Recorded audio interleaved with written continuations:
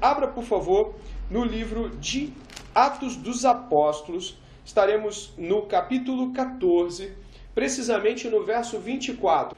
Diz assim a palavra do nosso Senhor.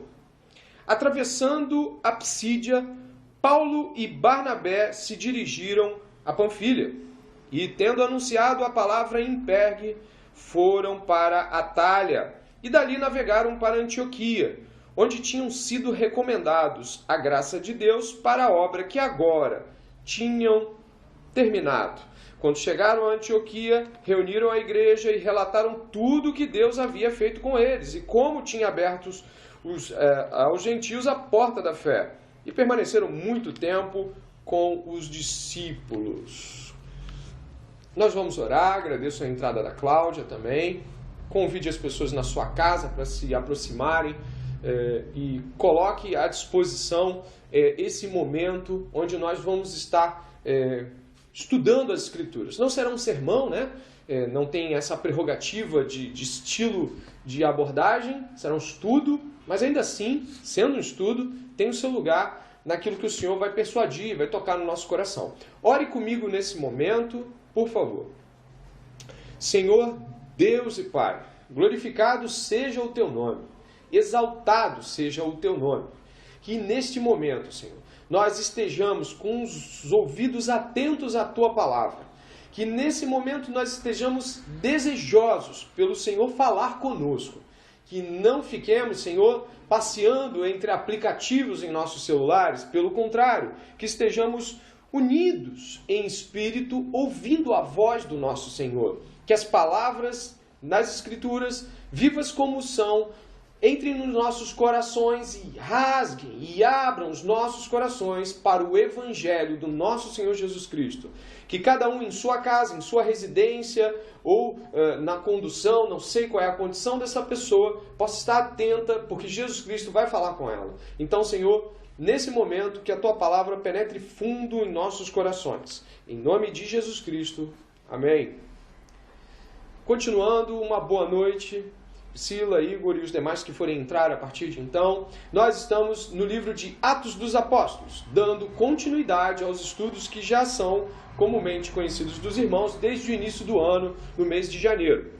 Eu gostaria que vocês ficassem atentos juntamente comigo e é claro, cada um vai ter aquilo que Deus vai colocar de mais precioso. Nem todo estudo consegue nos pegar às vezes de jeito, mas alguns pedaços dele são para nós de modos distintos. A palavra vai entrando de modos distintos. Nós começamos a nossa jornada agora aqui em Atos 14, do 24 até o 28, onde nós vimos que foi terminada uma obra que Deus ordenou a Paulo e a Barnabé, ou Barnabé e Paulo. O tema dessa pregação, desse estudo, é Paulo e as missões transculturais. Nós vamos observar o padrão, se é que é possível dizer essa palavra padrão, mas nós vamos observar o movimento do Espírito Santo numa atitude missionária transcultural que nós vemos aqui sendo desenvolvida nos capítulos 13 e 14 do livro de Atos. Pastor, o que é isso? Missões transculturais. O que seria uma missão transcultural? A missão transcultural recebe esse nome quando a atitude de levar a mensagem do Evangelho a outros, ela ultrapassa os limites da nossa cultura. Significa que nós estamos aqui, eu sou um morador do Rio de Janeiro, e obviamente a nossa cultura, da nossa cidade, da nossa metrópole, ela tem um determinado contorno. Quando o Senhor nos envia para ir adiante em culturas que não são as nossas, em meios de percepção de mundo, alimentação, roupa, música e tudo mais, que não é nosso, mas confere à humanidade essa diferença de culturas, a gente está fazendo missões transculturais. Nós estamos rompendo aquele ambiente da nossa segurança cultural, de sermos compreendidos, de sermos entendidos. Então, o tema de hoje é Paulo e as missões transculturais. Aí você vai anotando o que você puder dentro desse estudo. E o que nós temos aqui? Eu gostaria que você e eu pudéssemos perceber que o capítulo 13 e 14 fazem algo muito peculiar. eles inauguram as missões transculturais no ambiente da igreja. Ora, mas Pedro não tinha ido até Cornélio, mas a gente não tem no Antigo Testamento Jonas pregando para os ninivitas? Tem, a gente tem esses movimentos, com certeza. Mas existe, nesse momento aqui, nos capítulos 13 e 14, uma estrutura de missão transcultural. E é nela que nós vamos nos apegar para entender esses movimentos de missão transcultural. Para isso, eu gostaria que você pudesse observar que o capítulo 14, a qual terminamos de ler nesse momento, ele, na verdade, é um grande episódio na narrativa bíblica do livro de Atos. E se você, por gentileza, puder ir até o capítulo 13, por favor, você vai observar que esse movimento tem um início. Repare, por favor, o capítulo 13 do livro de Atos. Esse é o início aqui. O capítulo 13 do livro de Atos começa no verso 1 assim: Havia na igreja de Antioquia profetas e mestres, Barnabé, Simeão, chamado Níger, Lúcio de Cirene, Manaém, que tinha sido criado com Herodes, o tetrarca, e Saulo. Enquanto eles estavam adorando o Senhor e jejuando, o Espírito Santo disse: Separem-me agora Barnabé e Saulo para a obra que os tenho chamado. Então, jejuando e orando e impondo as mãos sobre eles, os despediram. Aqui tem um início daquilo que lá no capítulo 14, agora volte até o capítulo 14, onde você começou a ler no início dessa live, você vai encontrar no capítulo 14, verso 24, assim, verso 25. E tendo anunciado a palavra em Pergue, foram para Atália e dali navegaram para Antioquia, onde tinham sido recomendados a graça de Deus para a obra que agora tinham terminado. Consegue perceber algo interessante aqui? Eles terminaram uma obra a qual foram separados. Existe nessa missão do capítulo 13 e 14, que acaba desenvolvendo-se no 15 e 16 também os desdobramentos, nós temos aqui um começo de missão no capítulo 13, eles são separados, existe um desenvolvimento que você encontra ali nessa chamada primeira viagem missionária de Paulo, e você tem um término. Isso aponta claramente para a existência de uma obra do Espírito Santo, não uma obra aleatória, um movimento que ninguém entende, mas Lucas, o autor de Atos, percebe que há um movimento de começo, de meio e de término dessa missão. Existe algo interessante ao observar isso, que é o fato de que existe uma lógica, existe uma estrutura de atuação do Espírito Santo. E a gente não está tentando encarcerar o movimento do Espírito Santo aqui, como se ele agora, a partir de agora, a gente conseguisse desenhar, mapear o Espírito Santo. Não é isso. Mas nós vamos perceber algumas coisas sobre missões transculturais e missões de uma maneira até mais ampla, que são muitas vezes ditas de modo arbitrário e errado, e algumas outras visões de missões que nós ignoramos. Talvez o aspecto de missões transculturais, não seja um papo que todo mundo quer ter o tempo todo. A gente acha bonito quando o missionário volta e conta aquelas histórias enormes do que ele passou, os povos e a recepção, e as contrariedades, né, o confronto. Mas no real, todo dia, vamos acordar amanhã de manhã e conversar sobre alguma coisa? Vamos ser bem sinceros, missões transculturais não parece ser o nosso assunto do dia a dia. Quando as Escrituras nos trazem um ambiente de missões transculturais, de missões, nós devemos pensar assim: opa, o Senhor está dizendo algo com isso, talvez eu não esteja muito atento a essas realidades espirituais. Então, esse assunto, missões transculturais, ele não é um assunto que nós trazemos à pauta todos os dias. Mas a minha igreja tem recolha de oferta missional, nós temos culto de missões, tudo bem, queridos. O que eu estou dizendo é que missões não parece ser o ambiente cotidiano de todo mundo. Os crentes, medianamente, têm outros assuntos que costumam falar com muito mais recorrência do que missões transculturais, missões para outras culturas. E é por aí que eu queria mostrar, junto com os irmãos nas Escrituras, que o capítulo 13 e 14 aponta para a inauguração desse modelo de missão transcultural, como nós até hoje conhecemos, e vai ser desenvolvido ali depois dos séculos posteriores e também na vida de caras como William Carey ou Jim Elliot. A gente vai ver uma compreensão missional que muito é parecida com capítulos 13 e 14 de Atos. Nós não vamos aqui repregar os capítulos 13 e 14, que foram muito bem conduzidos por outros irmãos, eu também trabalhei neles, então nós não temos por iniciativa trabalhar toda a dogmática ou as estruturas teóricas, metodológicas, não, a gente vai se ater para esse aspecto do início e do fim do capítulo 13 e o fim no capítulo 14.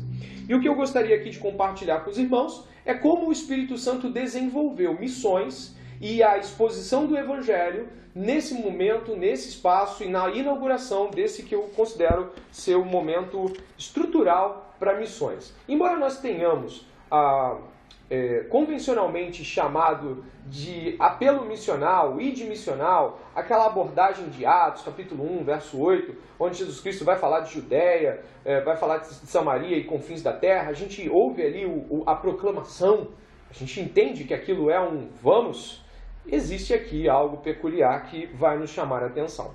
Eu queria compartilhar o primeiro ponto. Eu vou marcar aqui a postagem da Karina para colocar fixado esse comentário sobre Atos. Obrigado, Karina. Deus, nesse momento, estava fazendo movimentos. E eu gostaria que você anotasse esses. Se você tem desejo por sair, ir e missionar, anote. Se você não foi despertado em nenhum momento para essas coisas, anote também, porque vai ter coisa que vai te chamar muita atenção. Você, de repente, nunca se viu pensando em ir para um lugar distante. Anote também, porque talvez você vá repensar algumas posturas. E se você já desejou, eu acho que você deveria já começar a anotar. E o primeiro ponto que eu gostaria de mostrar para os irmãos, ele se estabelece não em Atos dos Apóstolos, mas em uma estrutura anterior ao livro de Atos, que é no profeta Isaías. Eu gostaria que você pudesse ir comigo até o profeta Isaías, no último capítulo do profeta Isaías. O profeta Isaías é um profeta palaciano que viveu cerca de 700 ou mais, um pouco mais antes de Cristo, né? E o profeta Isaías, lá no final do seu livro, ele vai apontar para uma realidade que eu gostaria de deixar claro nesse que é o primeiro ponto que eu gostaria de discutir com vocês. Isaías, capítulo 66, do verso 18 até o verso 21. Isaías, do capítulo 66, do verso 18 ao 21. Acompanhe, por favor, a proclamação do profeta. Diz assim, ainda que dizendo, diz o Senhor, né, depois de uma repreensão dura, no verso 17, no verso 18, ele vai falar com Sião, porque eu conheço as obras e os pensamentos deles, e venho para, deles aí são dos que não creem, e venho para juntar todas as nações e línguas, olha o verso 18, elas virão e contemplarão a minha glória. Porei entre elas um sinal, e alguns dos que foram salvos enviarei às nações, a Tarsis, Pul, Lude, que atiram com o arco, e a Tubal e Javã, até as terras do mar mais remotas, que jamais ouviram falar de mim, nem viram a minha glória. Eles anunciarão entre as nações a minha glória. De todas essas nações, eles trarão todos os irmãos de vocês como uma oferta ao Senhor. Virão sobre cavalos, em carros, em liteiras e sobre mulas e camelos ao meu santo monte, a Jerusalém, diz o Senhor, como quando os filhos de Israel trazem as suas ofertas de cereais em vasos puros à casa do Senhor. Também deles escolherei alguns para sacerdotes e para levitas, diz o Senhor. Olha que proclamação maravilhosa. Deus está dizendo que trará de todas as nações aqueles que Ele chama para si. Deus estará vindo e congregando de todas as nações. Existe aí o primeiro apelo muito forte para se reconhecer a importância de missões. É de que missões proclamam e anunciam a glória de Deus para as nações. E Deus está, preste atenção, Deus está interessado, desejoso e comprometido pessoalmente que a sua glória, o conhecimento de Deus, seja extravasado além das cercanias de onde nós achamos que está bom e está ótimo. Deus deseja ser conhecido para além de onde você está. Deus deseja ser conhecido para adiante de onde os seus olhos podem imaginar ou sua mente pode alcançar. Salmo 96, verso 3, diz: anunciai a todas as nações a sua glória. Romanos 15, 9 diz assim: para que os gentios, é para isso que Paulo prega, olha que legal, Romanos 15, 9, para isso que Paulo prega, para que os gentios glorifiquem a Deus por causa da sua misericórdia. Olha que magnífico, olha que motor interno que Paulo tem, um desejo de que os gentios conheçam o Deus da misericórdia e glorifiquem, não apenas saibam que Ele existe, mas compartilhem de adoração com eles. Deus tem um compromisso redentivo que inclui todas as nações e que deseja que todas elas glorifiquem ao nome dele, adorem juntos. John Piper vive falando sobre isso, e eu acho que tem uma frase aqui muito interessante para você gravar do John Piper, que é a seguinte: missões, preste atenção, missões são nossa maneira de dizer que a alegria de conhecer a Cristo não é um privilégio privado. Você anotou? Eu vou dizer de novo. Missões são nossa maneira de dizer que a alegria de conhecer a Cristo não é um privilégio privado. Isso é o extravasamento da alegria de missões. E nós vemos isso aqui em Atos capítulo 13. Observe comigo Atos capítulo 13, verso 47 e 48. Dá uma olhada, por favor. Atos capítulo 13, verso 47 e 48. Olha como isso ecoa dentro das missões transculturais. Essa alegria que Deus coloca à disposição e ao transbordar dos seus filhos. 47 e 48. Porque o Senhor assim nos determinou. Paulo está falando com aquelas pessoas para quem está pregando em Antioquia da Psídia. Porque o Senhor assim nos determinou. Eu coloquei você como luz dos gentios, a fim de que você seja para a salvação até os confins da terra. Olha o verso 48, que coisa maravilhosa. Os gentios, ouvindo isso, se alegravam e glorificavam a palavra do Senhor. Olha, a promessa de alegria, a promessa de exultação é a seguinte: Deus está comprometido que a sua glória vá adiante, seja conhecida. E Deus, preste atenção, tem prazer e alegria nisso. E o que acontece é que quando Deus tem prazer e alegria em algo, e Ele é conhecido, nós passamos a ter prazer e alegria naquilo que Deus também tem. Nós passamos a glorificar a Deus e nos alegrar com Deus. E isso é magnífico. Os gentios aqui estão celebrando. Você imagina as pessoas talvez dançando, gritando, se sentindo livres pela primeira vez na vida. E aí eu repito que nós temos um compromisso de levar essa alegria soberana ao mundo. Missões transculturais, aí a Raquel colocou fixado, missões são nossa maneira de dizer que a alegria de conhecer a Cristo não é um privilégio privado. Eu coloco aqui esse comentário fixado para que a gente possa lembrar dele. Eu gostaria que você soubesse que Atos 4:12 traz uma sentença muito dura para aqueles que não cogitam as missões transculturais ou buscam evitar tais pensamentos. Atos 4:12 diz que não há salvação em nenhum outro nome, senão no nome do Senhor Jesus Cristo. Os hindus vão para o inferno se permanecerem como estão, os muçulmanos também. Os católicos mariólatras, romanistas também. Sabe, os budistas, os tibetanos, os budistas materialistas, se é que é possível essa conjugação no Japão, sabe, essas pessoas, se não conhecerem a verdadeira alegria, elas perecerão. Só há um nome a qual possa ser salvo. Precisamos dividir a nossa alegria de Jesus Cristo com outras pessoas. O contrário disso é egoísmo e não cristianismo. Segundo ponto. Esse é o primeiro. Segundo ponto. O livro de Atos não apoia determinadas posições que achamos comuns e convencionais quando queremos mostrar que entendemos a coisa de missões. O livro de Atos, as pessoas falam, Atos não pode ser levado em consideração como normativo. Atos não é dogmático. Atos Não, peraí.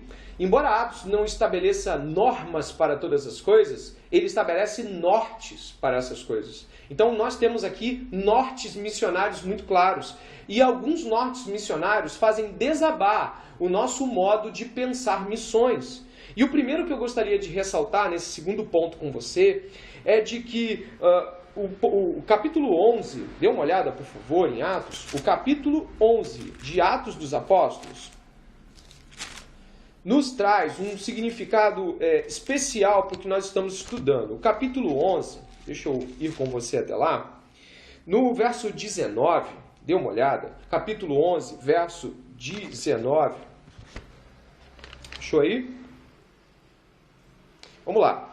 No capítulo 11, verso 19, diz isso, que foram dispersos a partir da perseguição que começou com a morte de Estevão, se espalharam até Fenícia, Chipre, Antioquia, não anunciando a palavra a ninguém que não fosse judeu. Então você vê um certo nível de restrição aqui, né? Mas, se você for até o verso 25, existe algo interessante aqui. Depois Barnabé foi a Tarso, Barnabé estava ali naquele movimento Jerusalém, Antioquia, Barnabé foi a Tarso, à procura de Saulo, e quando o encontrou, levou-o para Antioquia da Síria. E durante um ano inteiro, preste atenção, se reuniram naquela igreja e ensinaram numerosa multidão. Em Antioquia, os discípulos foram pela primeira vez chamados de cristãos. Por um ano inteiro, Barnabé e Saulo estiveram comprometidos com o ensino na igreja de Antioquia. Beleza? Agora vem até o capítulo 13. O capítulo 13 vai dar um salto. Tu vai do 11 para o 13, onde tu estava, que você vai ver que eles são uma continuação. O capítulo 13 diz assim: havia na igreja de Antioquia profetas e mestres, Barnabé, Simeão, Aioníger, o Lúcio, Manaém e Saulo. Enquanto eles estavam adorando o Senhor e jejuando, o Espírito Santo disse, presta atenção, separem-me agora Barnabé e Saulo para a obra que os tenho chamado. Então, jejuando e orando e impondo as mãos sobre eles, os despediram. Sabe o que eu percebi aqui? Que apesar dos nossos esforços tentando dogmatizar e normatizar de que modo podemos fazer missões, de que modo podemos iniciar o processo missionário em nossa igreja, me parece que há algo muito claro aqui que eu gostaria que você ficasse atento. O primeiro movimento missional com cara de missões transculturais que até hoje são esse modelo, esse primeiro movimento não começa em uma igreja com movimentos missionais. O que eu quero dizer com isso? Essa igreja não tem características especiais em missões. Essa igreja não é uma igreja que está assim, não, nós temos um departamento de missões, nós temos uma área de missões, não. E eu vou mostrar isso para você com algo muito simples. Essa igreja que você acabou de ver, de Antioquia, ela é formada, e aí está a escritura no capítulo 13, ela é formada por muitos profetas e mestres. Existe então nessa igreja um grupo de ensino muito forte. Não diz que essas pessoas são missionários, não diz que são evangelistas, diz que são profetas e mestres. Pessoas doutas, capazes de ensinar a outros. São essas mesmas pessoas que a gente vê naquele movimento do capítulo 11, onde os cristãos, os discípulos, passaram a ser chamados de cristãos.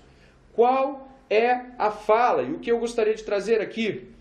Primeiro, de que não há um contexto missional clássico do tipo, nossa igreja tem uma ênfase em missões. Segundo, o ambiente é um ambiente onde você encontra oração, adoração e jejum. É isso que nós vimos aqui. É um ambiente de oração, de adoração e jejum. É um ambiente onde as disciplinas espirituais estão ocorrendo com constância. Ressalta-se a firmeza nessas disciplinas.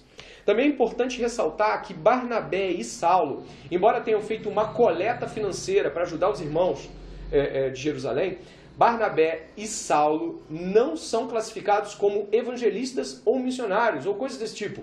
Barnabé e Saulo são ou profetas ou mestres, um dos dois ou os dois, mas eles são classificados como homens ligados à área de ensino. Pessoas que na nossa igreja talvez fossem classificadas como aquelas que ficam, sabe? Não, você tem um ensino muito bom, você pode edificar a igreja local, fica. Vamos mandar alguém que tem mais esse fervor. Não. A característica assinalada aqui não é sobre o fervor missionário, nem sequer. Paulo e Barnabé dizem, eu quero. A gente não ouve eles dizendo, me manda, me envia. A gente percebe aqui com clareza que estamos falando de homens ligados à área de ensino, gente que entende o que a Bíblia diz sobre ir e, portanto, vão. E isso para nós é algo importante porque o Espírito Santo separa aqui nessa igreja pastores e mestres. Barnabé e Saulo são da área de ensino. Eles são categorizados como pessoas de edificação na igreja local. Isso não parece ser algo comum para nós. Nós pensamos no missionário como um camarada encorajado. Talvez ele não saiba tudo de teologia, mas ele tem um coração. Olha, isso parece destoar razoável ou gravemente da compreensão dessa primeira missão. Não que não se tenha fervor, não que não haja paixão missional, essas coisas têm o seu lugar, mas a Escritura nos deixa claro alguns aspectos que são nítidos. Uma igreja saudável, uma igreja com ênfase no ensino, uma igreja com ênfase nas disciplinas espirituais, jejum, oração e ensino da Escritura, é uma base missional. Você quer uma boa base missional em livro de Atos? Me parece ser uma igreja saudável, onde as disciplinas espirituais acontecem e onde o ensino é tão fervoroso que as pessoas são tão discipuladas, como a gente viu no capítulo 11, que chega um momento que as pessoas falam assim, mas eles parecem com pequenos cristos. Porque é isso que significa cristãos. Pequenos cristos. Talvez você fique pensando, puxa vida, qual é o melhor ambiente para se formar uma consciência missionária? É o ambiente onde o ensino e a doutrina estão fortes, onde as disciplinas espirituais, que são consideradas tão importantes quanto a oração, quanto o jejum, estão lá. Essa é a base missional de Deus em Atos dos Apóstolos.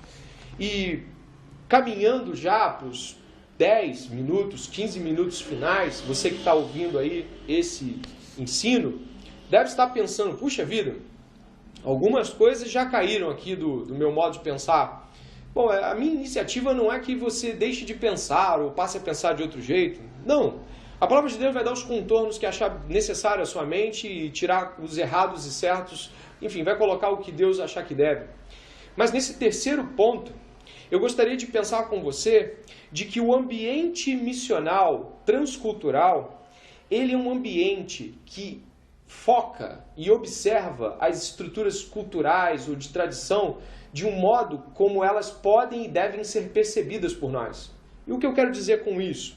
Leia comigo, avançando no capítulo 15, não vai ser o nosso capítulo de exegese, mas um capítulo de olhar no que vai acontecer. Dê uma olhada no capítulo 15, por favor. O capítulo 15, ele vai trazer alguns aspectos importantes, como, por exemplo, Paulo e a questão de pessoas que vieram até a cidade de Antioquia trazendo o dogma da circuncisão, o dogma judaico de ter de se circuncidar para ser cristão. Lê comigo o verso 1 e 2 do capítulo 15 que você vai entender. Diz assim, alguns indivíduos que foram da Judéia para Antioquia ensinavam aos irmãos, se vocês não forem circuncidados segundo o costume de Moisés, não podem ser salvos. Tendo surgido um conflito e grande discussão de Paulo e Barnabé com eles, foi resolvido que esses dois e mais alguns fossem a Jerusalém, aos apóstolos e presbíteros, para tratar desta questão. Qual é a questão? É a questão da circuncisão, gente obrigando pessoas a se circuncidar para serem cristãos. Olha o que acontece e qual é o parecer da igreja, a partir da voz de Tiago, irmão do Senhor. Dê uma olhada no mesmo capítulo 15, no verso 19, 20 e 21. O verso 19, 20 e 21, o parecer de Tiago, é dito assim. O Tiago diz o seguinte: por isso, julgo que não devemos perturbar aqueles que entre os gentios se convertem a Deus, mas escrever-lhes que se abstenham das contaminações dos ídolos, bem como da imoralidade sexual, da carne de animais sufocados e do sangue. Porque Moisés tem em cada cidade, desde tempos antigos, os que pregam nas sinagogas, onde é lido todos os sábados. Tiago fala o seguinte, não precisa circuncidar, não há necessidade de circuncidar-se. Existe um aspecto cultural de a circuncisão fazer parte da cultura judaica, embora tenha sido entregue como uma aliança, ela passa a ser parte também do processo cultural judaico, e algumas pessoas estavam dizendo, ainda tem que circuncidar para você se tornar um cristão. E Paulo falou, não é assim não. O parecer de Tiago confirma, realmente não é assim. Não precisa se circuncidar. Mas o que é que você encontra no capítulo 16, logo no primeiro e no segundo verso? Olha que interessante. Verso 1 ao 4, a verdade. Capítulo 16 de Atos diz assim, Paulo chegou também a Derbe e a Listra. Havia ali um discípulo chamado Timóteo, filho de uma judia crente, mas de pai grego. Os irmãos de Listra e Icônio davam bom testemunho dele. Paulo queria que Timóteo fosse em sua companhia. E por isso, olha aí, pasme, circuncidou por causa dos judeus daqueles lugares, pois todos sabiam que o pai dele era grego. Olha o verso 4 agora. Ao passar pelas cidades, entregava aos irmãos as decisões tomadas pelos apóstolos e presbíteros de Jerusalém para que as observassem. Assim, as igrejas eram fortalecidas na fé e dia a dia aumentavam em número. Gente, o que é isso? O que aconteceu aqui?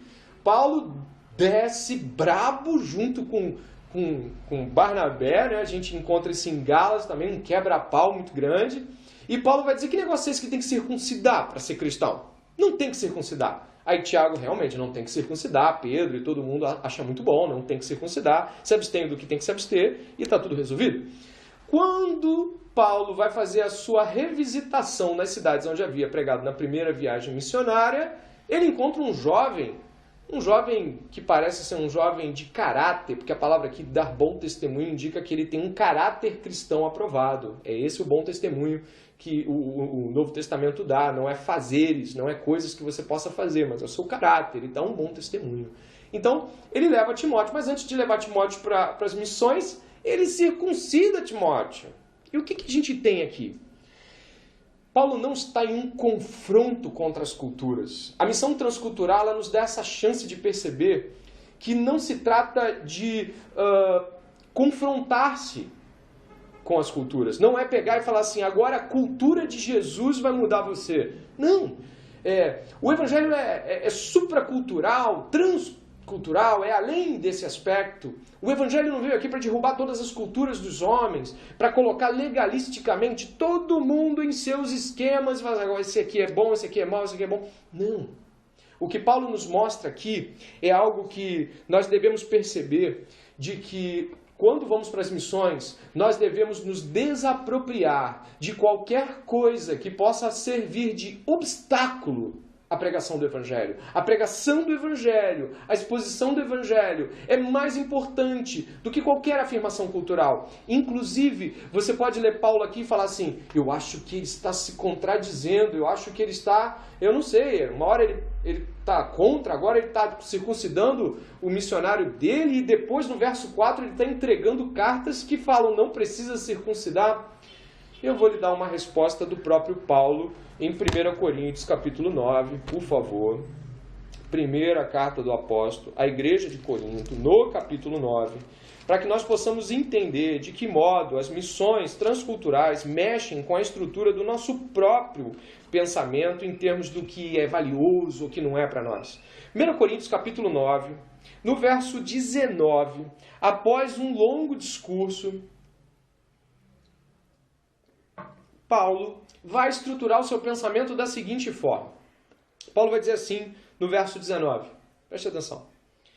Porque sendo livre de todos, fiz-me escravo de todos a fim de ganhar o maior número possível. Para com os judeus, fiz-me como judeu a fim de ganhar os judeus. Para os que vivem sob o regime da lei, como se eu mesmo assim vivesse, para ganhar os que vivem debaixo da lei. Embora eu não esteja debaixo da lei.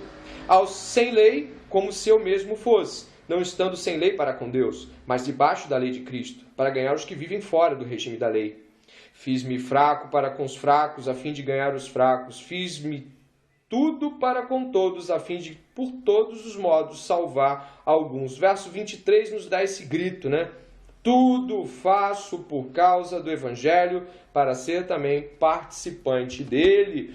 Paulo está aqui acatando uma lei suprema, o Evangelho. O Evangelho ele solapa, ele derruba qualquer ideia de que culturas, tradições ou pensamentos dogmáticos são superiores à própria natureza da mensagem de Cristo. O Evangelho, a lei do Evangelho, ela se estabelece acima de nossas visões culturais. O Evangelho não está dizendo aqui que veio derrubar as culturas, mas quando você está em missões transculturais, você percebe que tem que se desarraigar daquilo que talvez seja identitário para você, daquilo que talvez seja caro. Você talvez tenha feito um discurso forte contra alguma coisa, e quando você vê que aquele discurso ele não traz comunicação para um outro grupo, você muda, não a natureza moral do discurso, mas toda uma linguagem. Nesse caso aqui, Paulo está levando Timóteo para ser circuncidado porque ele não quer gerar nenhum obstáculo ao Evangelho. As missões transculturais apressam esse confronto em nossos corações. Ou nós nos adequamos ao Evangelho e o colocamos como primeiro e as comunicações baseadas nele são a nossa estrutura primais, ou nós começamos a falar, não, mas isso é muito para mim, isso é muito precioso para mim. Poxa vida, eu vou ter que abrir mão de meu modo de pensar, eu vou ter que abrir mão dos confortos ou das estruturas de cultura que eu amo tanto. Paulo está dizendo, olha, eu faço tudo pelo Evangelho. O que tiver que fazer, eu faço. A missão transcultural traz isso. Nós vemos o William Carey com roupas tradicionais. Eu já vi fotos também antigas de Edith Schaefer, com fotos com roupas de chineses, quando Edith fazia alguns trabalhos na China, como o orfanato que ela fez manutenção até a sua morte. Não sei se ainda existe esse orfanato. O que nós estamos falando aqui? O Evangelho é aquilo que de mais importante temos e é o que norteia as nossas estruturas de roupa, vestuário, costumes, roupa, desejo de comprar, de ir ou de fazer qualquer coisa. Paulo era um homem completamente encharcado do Evangelho, mesmo que isso parecesse contraditório para algumas pessoas. A importância que ele dava ao Evangelho fazia com que ele não se importasse se as pessoas achariam ele contraditório ou não. Aqui temos um princípio muito claro de que, sendo o Evangelho primais, as missões transculturais nos fazem rapidamente peneirar o que é obstáculo e o que não é obstáculo por Evangelho. E tem algo aqui que eu quero deixar salientar na história de Timóteo. Timóteo tem bom testemunho da igreja. Parece ser bem jovenzinho. Talvez um rapaz saindo da adolescência, no máximo aí com 17, 21 anos. No máximo. A gente pode até baixar um pouquinho, 16, 15, 21 anos. Muito jovem Timóteo, muito jovem. Até nas cartas posteriores, a gente vai ver na carta a Timóteo, que é uma carta bem depois, década depois, a gente vai ver Paulo falando que ele ainda é jovem, para as pessoas receberem ele bem, porque ele é muito jovem. Então nós temos um rapaz muito jovem aqui. A ideia de bom testemunho não estabelece um conceito de que Timóteo era um pregador na sua localidade e também não estabelece nenhuma ligação com ele ser um pregador local. Aqui eu queria beliscar uma coisa e talvez chateá-lo, né, em algo, que é pensar que algumas frases prontas são lei para o Evangelho. Por exemplo, poxa, você não prega o Evangelho nem para sua mãe, e nem para o seu pai, e nem para sua rua, e nem para... Como é que você quer pensar em missões transculturais? Eu vou dizer, as Escrituras não validam esse tipo de fala. Pelo contrário, às vezes é muito difícil pregar para uma pessoa com quem você mora, porque você prega e talvez você vai sofrer uma resistência contínua por anos. É muito mais difícil às vezes. Eu não estou dizendo que isso te dá respaldo para não fazê-lo. Mas o que eu quero dizer é que não é fácil pregar para pessoas com quem você vai ter que conviver continuamente. Não use essa regra para dizer o seguinte: se você não prega para sua família, para sua escola, para sua faculdade, que dirá vai fazer missões transculturais? É uma regra desonesta, que acaba trazendo implicações de facilitação, aquilo que não é fácil. Pregar para familiares não é fácil. Olhar nos olhos de pai, de mãe, de tio, de avô, do vizinho e falar assim, ó, o Evangelho é isso, isso, isso, isso. Se a pessoa dizer assim, ah, mas eu acho que não é. E você tem que dizer assim, mas isso é a palavra de Deus. Se você não recebê-la, você vai para o inferno. Tá achando que é fácil falar isso para alguém dentro de casa? Tá achando que é fácil falar isso para alguém que já se acha cristão? Tá achando que é fácil? Não é. Pregar o Evangelho fora ou dentro de casa tem suas implicações e elas são distintas. Não apague a chama ou o desejo ou o interesse de alguém que quer fazer missões transculturais porque ela ainda não obteve sucesso ou venceu aspectos de missões aqui no seu chão. É um tipo arbitrário de dogmatização de algo que as Escrituras não comportam. E aí olhando para esse ângulo, por favor, observando as Escrituras, observe que Paulo é flexível à sua construção de vida para que outros ouçam do Evangelho. Algumas pessoas têm dificuldades muito grandes em romper com o modo como vivem para que outros possam ser abençoados. Paulo disse, eu faço tudo pelo Evangelho. Eu lhe perguntaria a você que está em casa, você faz tudo pelo Evangelho? Você rompe com tudo que tiver que romper pelo Evangelho? Você rompe até com coisas que você talvez já tenha dito, isso Deus nunca vai me pedir. Bom, Deus separa soberanamente, foi isso que a gente viu aqui. E aí nós terminamos em algo supremo e primário. O Evangelho, sim, o Evangelho é o ambiente missional. Mas como assim? O Evangelho e a estrutura da mensagem são o próprio ambiente missional. Jesus Cristo, o grande missionário Jesus Cristo, ele rompe com todo o privilégio, com toda a cultura, se assim pode dizer, com toda a composição de vida que ele tem no céu. Ele encarna para comer a nossa comida, vestir a nossa roupa, sentir as nossas dores, nossos odores, nossas violências, nossas cobiças. Jesus Cristo é um missionário que integra-se à cultura. Jesus Cristo encarna a cultura. Isso é primordial. O Evangelho é encarnacional. A transculturalidade traz um aspecto de encarnação fantástico ao Evangelho. Ela apressa os processos ligados ao próprio Evangelho. Paulo, por exemplo, aqui mesmo no capítulo 13, 14, a gente encontra Paulo sendo louvado como um Deus. É Mercúrio, Barnabé é Júpiter. E aí, versículos depois, eles são apedrejados por aquelas pessoas, fomentados por outros que vieram de outra cidade. Nossa, Paulo, ele é louvado e apedrejado, não parece Jesus Cristo? Exatamente, Jesus Cristo entra triunfalmente sendo louvado em Jerusalém e dias depois, uma semana depois, ele é crucificado, ele é totalmente desprezado. É o Evangelho, a natureza missional, a natureza transcultural do Evangelho, ela permite essa proximidade ainda mais rápida às vezes do que processos de, a gente vai pregando, a gente vai falando um pouquinho. Não, se encharcar-se, se lançar-se, se romper-se, ele é muito ligado ao próprio cristianismo. A gente vai avançando e terminando dizendo que quando nós vemos a oportunidade de ir até pessoas culturalmente diferentes, nós estamos realmente encarnando aspectos primários do Evangelho, como o que nós falamos de Jesus Cristo. E é importante ressaltar como Jesus ficava alegre quando pessoas ouviam falar do seu Pai. A oração sacerdotal, Jesus exulta e entrega e diz, Pai, eu falei de ti para eles, e eles receberam. Jesus está exultando pelo fato de que as pessoas conhecem a Deus a partir dele. Esse é um aspecto importante. Jesus compartilha do privilégio da relação que ele tem com seu Pai. E voltando para a frase que foi máter aí na nossa estruturação inicial e que a irmã colocou como fixada aqui, as missões são a nossa maneira de dizer que a alegria de conhecer a Cristo não é um privilégio privado. Deus e Cristo, a Trindade Santa, tinham entre si comunhão santa e plena e não necessitavam compartilhar com mais alguém, e tampouco com aqueles que foram rebeldes. Mas nós, se entendemos a natureza do Evangelho, estamos dispostos a romper com todas as coisas para que a alegria de Deus em Cristo Jesus, no poder do Espírito, possa ser compartilhada a outros.